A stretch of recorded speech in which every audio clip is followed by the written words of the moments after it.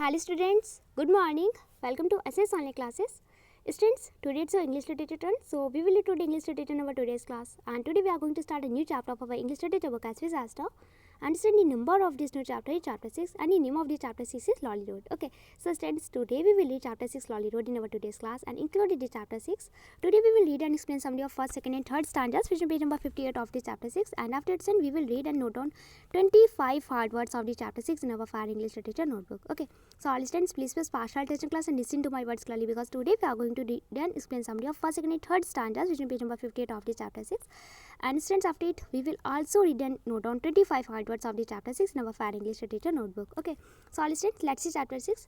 Students, the name of the chapter 6 is Lolly Road. Okay, and students, this chapter 6 Lolly Road is related to the nation. ये जो chapter 6 है ना Lolly Road, ये nation से related है. Nation means राष्ट्र. Okay, and students, it is about to Sir Frederick Lolly who was a military man. Okay, ये Sir Frederick Lolly से के बारे में चैप्टर है. Okay, जो एक military man थे. And students, इस चैप्टर 6 लॉली रोड में डिस्क्राइब किया गया है कि कैसे इंडिपेंडेंस से पहले जो ब्रिटिश गवर्नमेंट थी उन्होंने हमारी बिल्डिंग्स और रोड्स के जो नाम कैसे डिफरेंट रखे थे, अलग अलग रखे थे. And since when we have achieved freedom from British, जब हमने अंग्रेज़ों से आज़ादी प्राप्त कर ली. ओके, जब हम आज़ाद हो गए तो कैसे इन बिल्डिंग्स और रोड्स के नेम जो थे उन्हें कैसे रीनेम किया गया, इनके नेम को कैसे चेंज किया गया. ओके, तो इन सब के बारे में हम इस चैप्टर 6 लॉली रोड में पढ़ने वाले हैं. Okay, so students, turn your page forward and look at this page number 58 and let's read this chapter. India had recently achieved its independence from the British, and the new government started to rename the roads and buildings after Indian personalities. Read this story to explore more. Okay, it's mean कि भारत ने हाल ही में, recently means हाल ही में, okay, अंग्रेज़ों से अपनी आज़ादी हासिल की. ओके, और नई सरकार ने भारतीय व्यक्तित्वों के बाद सड़कों और इमारतों के नाम बदलने शुरू कर दिए. ओके, अधिक जानकारी के लिए या अधिक जानने के लिए इस स्टोरी को रीड करें, इस स्टोरी को पढ़ें. Okay, so students, let's read this first number stanza of this chapter. For years, people were not aware of the existence of a municipality in Malgudi. The municipality kept itself in the background and remained so till the country got its independence. But lo and behold, on 15 August 1947, they swept the streets, cleaned the drains, and hoisted flags all over the place. Okay. This stands for years people. Okay, it's mean कि सालों से लोग मालगुडी में नगर पालिका के अस्तित्व के बारे में नहीं जानते थे. Here the meaning of municipality, that नगर पालिका. Okay, and students, it's mean कि सालों से लोग मालगुडी में नगर पालिका के अस्तित्व के बारे में नहीं जानते थे.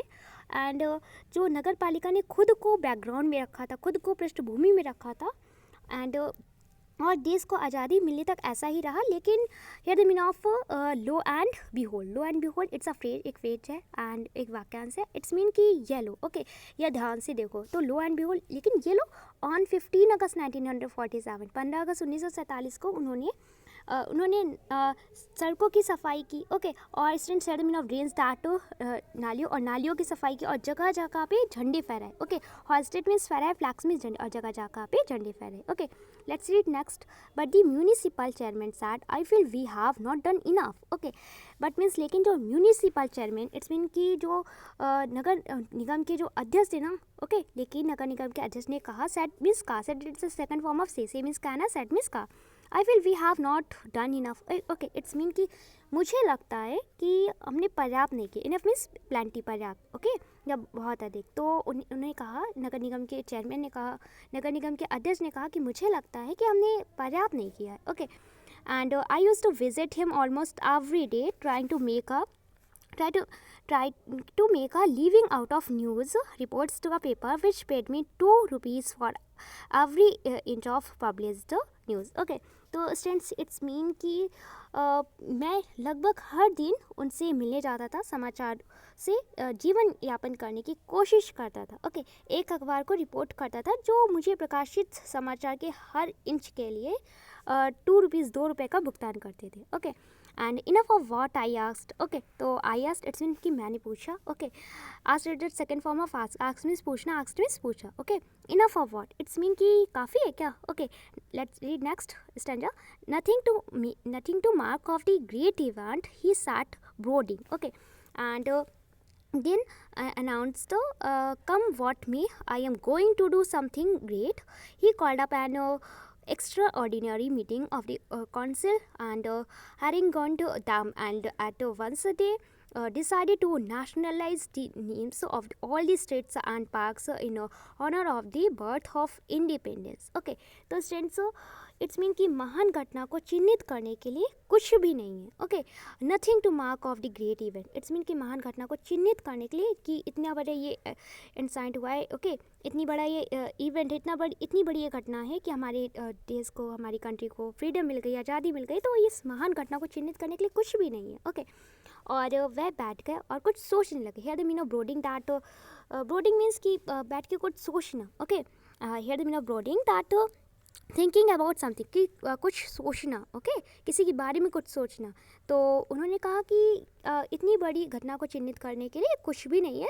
और फिर वो बैठ के किसी के बारे में कुछ सोचने लगे. ओके, एंड देन अनाउंस, और फिर उन्होंने अनाउंस मीन्स घोषणा की. ओके, और फिर उन्होंने घोषणा की कि आओ क्या हो सकता है, मैं कुछ अच्छा करने जा रहा हूँ. ओके, उन्होंने परिषद की एक एक्स्ट्रा ऑर्डिनरी, इट्स मीन कि असाधारण. ओके, उन्होंने एक परिषद की एक असाधारण बैठक बुलाई और उन्हें एक hear the meaning of harangued. Okay, students, hear the meaning of harangued, that say a loud rousing speech. Okay, it's gave a loud rousing speech. It's mean कि एक बहुत ही loud rousing speech देना. Okay, तेज rousing speech देना, भाषण देना. Okay, तो उन्होंने एक असाधारण सी बैठक बुलाई और उन्हें एक बहुत ही loud rousing speech दी. और उन्होंने तुरंत क्या किया कि जो स्वतंत्रता के जन्म के, okay, birth of independence, it's mean स्वतंत्रता के जन्म के सम्मान में सभी सड़कों और पार्कों के नामों का राष्ट्रीयकरण करने का फैसला लिया. ओके, स्टूडेंट्स है the meaning of nationalize at राष्ट्रीयकरण. Okay,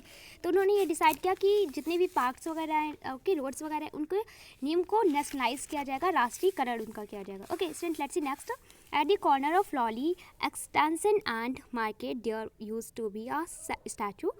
People had got so used to it that they never bothered to ask whose it was or even to look up. Okay, it was generally used by the birds as a perch. Okay, as a perch. The chairman suddenly remembered that it was the statue of Sir Frederick Lolly. Okay, the extension had been named after him. Now it was changed to Gandhinagar. Okay, and it seemed impossible to keep Lolly's statue there any longer. The council unanimously resolved to remove it. Okay, and stands at the corner of Lolly Extension. Okay, तो Lolly Extension और बाजार के कोने पर एक statue था. Students, here the meaning of statue, that प्रतिमा, मूर्ति या पुतला. ओके, तो लॉलीज एक्सटेंशन और बाजार के कोने पर एक स्टैचू था, एक प्रतिमा थी. ओके, लोगों को इतनी आदत हो गई थी उसकी कि उन्होंने कभी भी ये पूछने की जहमत नहीं की, कभी उन्होंने ये पूछने की कोशिश नहीं की. ओके, कभी भी इस स्टैचू के लिए इतना इंटरेस्ट नहीं लिया. ओके, कि मतलब ये किसका स्टैचू है, और यहाँ तक कि उसे देखने के लिए भी मतलब उनमें कोई भी इंटरेस्ट नहीं था. ओके, कोई भी रुचि नहीं थी उनमें, बिल्कुल भी जहमत नहीं कि ये किसका स्टैचू है और कि चलो देखें, है ना. तो फिर क्या होता है कि ये आमतौर पर पक्षियों द्वारा एक पर्च बन गया था. Stands, here the meaning of pitch. Pitch में स्टैंड्स होता है बसेरा. ओके, जहाँ पक्षी रहते हैं. ओके, तो पक्षियों के लिए एक बसेरा बन गया था, उनका एक मतलब रुकने का स्थान बन गया था, घर जैसा बन गया था.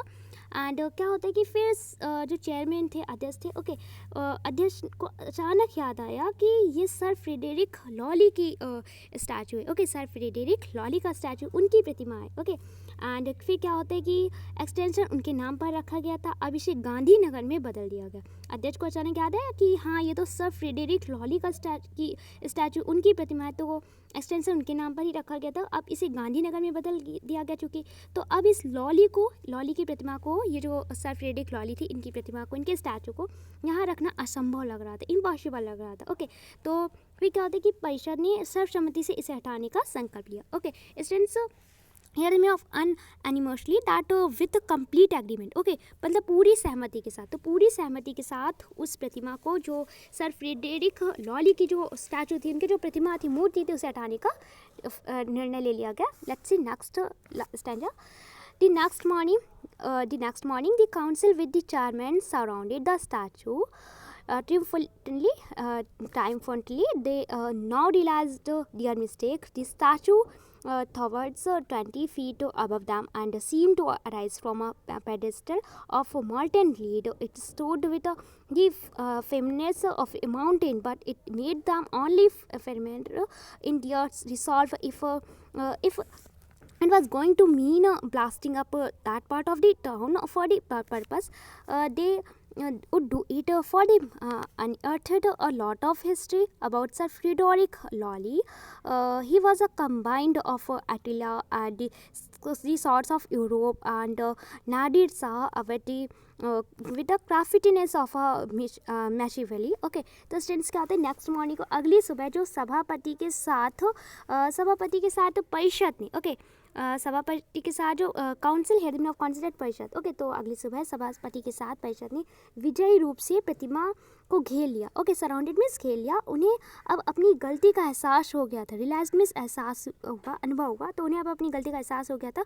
उन्हें अब अपनी गलती का एहसास होने के बाद मूर्ति उनके ऊपर से जो थी वो 20 फीट ऊंची थी और पिघली हुई शीशा की एक कुर्सी से उठी थी. ओके, कुर्सी की जैसे प्रतीत हो रही थी कि जैसे पिघली हुई शीशा की एक कुर्सी की जैसी प्रतीत हो रही थी. वह एक पहाड़ की दृढ़ता के साथ खड़ी थी. ओके, लेकिन इसमें उन्हें केवल अपनी संकल्प से दृढ़ बना दिया. ओके, अगर इसका मतलब इस देश के लिए शहर के उस हिस्से को नष्ट करना था तो वे ऐसा भी करेंगे. ओके, क्योंकि उन्होंने सर फ्रेडरिक लॉली के बारे में बहुत सारी जो इनकी हिस्ट्रिकल थी, बहुत ज़्यादा जो इतिहास का पता लगाया था इन्होंने.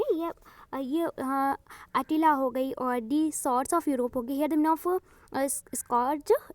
स्कॉर्ज that a person who causes suffering. Okay, एक व्यक्ति जो दुख का कारण बनता है उसे बोलते हैं scourge. Okay, and scourge of Europe it's mean कि यूरोप का स्कॉर्ज, यूरोप का अभिशाप या यूरोप का आतंक. ओके, तो एंड क्राफ्टीनेस. ओके, और जो नादिर शाह हो गए with the craftiness of Machiavelli. Students here the mean of Machiavelli. Machiavelli means someone who uses clever plans to achieve what he wants. Okay, someone means कोई, हु मीन्स जो, uses means प्रयोग करता है, clever means चालाकी, plans means योजना, to achieve what he see wants. Okay, तो कोई अगर बहुत ही क्लेवर से ये प्लान करता है, योजना करता है कि वह क्या चाहता है, उसे बोलते हैं मैचिवली. ओके, तो स्टूडेंट्स क्योंकि उन्होंने सर फ्रेडरिक लॉली के बारे में बहुत सारी इतिहास का पता लगाया था. यह अटिला एंड यूरोप के अभिशाप, यूरोप का आतंक और नादिर शाह के क्राफ्टीनेस के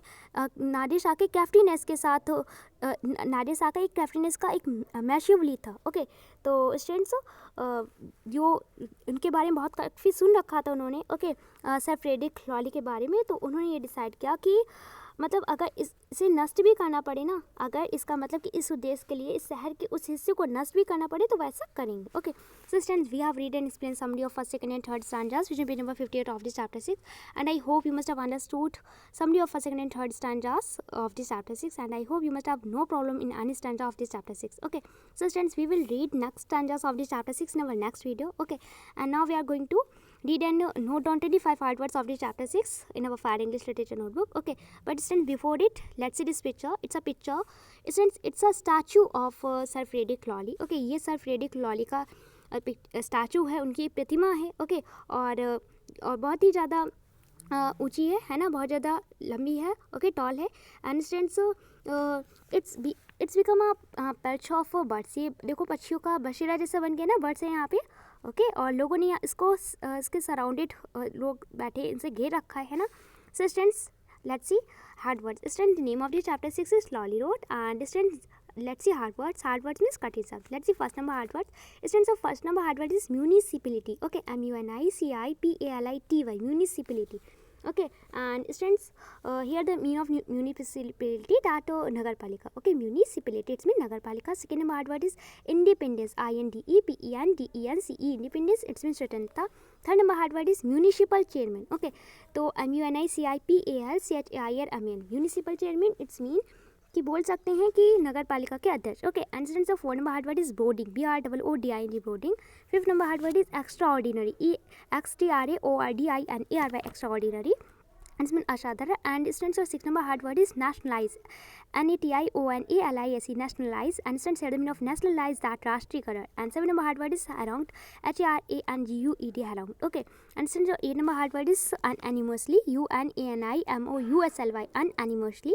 And students, your 9 number hard word is Sir Frederick Lolly. Okay.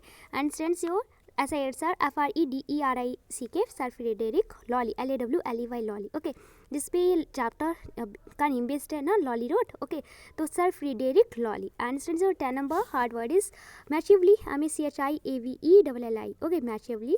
And since your 11 number hard word is occupations, OCCUPATIONS, occupations. 12 number hard word is imaginable, IMAGINABLE, imaginable, जिसकी कल्पना की जा सके. ओके, जो कल्पना करने की योग हो. एंड स्टूडेंट्स, और 30 number hard word is SUDDERED, SUDDERED. And 40 number hard word is tidiness, and TYRANNIES. Okay, tidiness. And students, और 50 number hard word is overestimating, OVERESTIMATING. Okay, overestimating.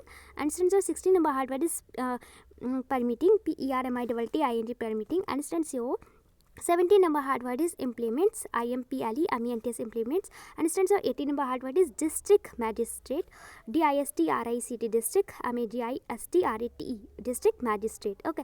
And students, your 19 number hard word is transporting, TRANSPORTING, transporting. And 20 number hard word is instructions, INSTRUCTIONS, instructions, INSTRUCTIONS. Okay, and students, 21 number hard word is resolution, RESOLUTION, RESOLUTION. Okay, and students, 22 number hard word is addition, ADITATION, addition. And students, 23 number hard word is cooperative, COOPERATIVE, cooperative. And 24 number hard word is stabilized, ESTABLISED, stabilized. Okay, and students, your last 25 number hard word is Malgudi, MALGURI. Okay, MALGUDI. Okay, Malgudi, MALGUDI. Clear? So students, we have read and to note down these hard words of the chapter 6 in our Fire English Literature notebook, and I hope you must have understood all these hard words of the chapter 6. Okay, and students, today's your classwork is that note down these hard words of the chapter 6 Lolly Road in your Fire English Literature notebook with your best handwriting. It's a today's classwork. And students, your homework is that read first, second and third stanzas, which is page number 58 of this chapter 6 from your English Literature book as Asta, and try to find out the summary of these stanzas. Okay, it's a today's homework. And students, I hope you have no problem for find out summary of this chapter 6 of first, second and third stanzas, because students, I have explained summary of first, second and third stanzas of the chapter 6. Okay, so all students, firstly complete your classwork, note down hard words of the chapter 6 Lolly Road in your Fair English Literature notebook with your best handwriting, and send me your work here. Thank you.